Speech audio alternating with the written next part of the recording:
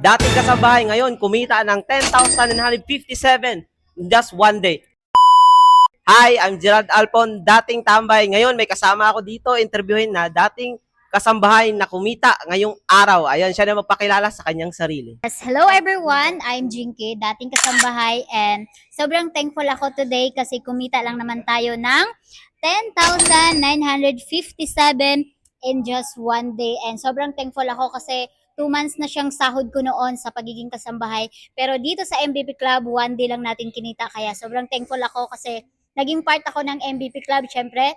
And isa lang din ako sa na-curious, nag-how kung paano gawin yung MVP Club, paano kumita sa TikTok, sa Facebook, and syempre nag-decide ako and naging part ng MVP Club. Kaya sobrang thankful kasi hindi ko ma-imagine na kumita ako ng ganito in just one day, 'di ba? Sa pagiging kasambahay. Siguro malaki na sa'yo pero para sa akin sobrang liit noon. Kaya sobrang thankful ako sa buong MVP Club na mayroon palang ganitong opportunity or community na tumutulong sa mga taong kasambahay ka man, empleyado or OFW. Kaya thankful ako kasi isa ako sa naging part. Kung hindi ka pa part ng MVP Club, maging part ka na ng MVP Club kasi ito yung mangyari din sa'yo. Ikaw na ang next. Congratulations, Ma'am Jinky. So, ayun, kung ikaw nakapanood ng video na to, ikaw naman ang next na matulungan at maturuan dito sa community ng M. Kaya be part of MVP Club.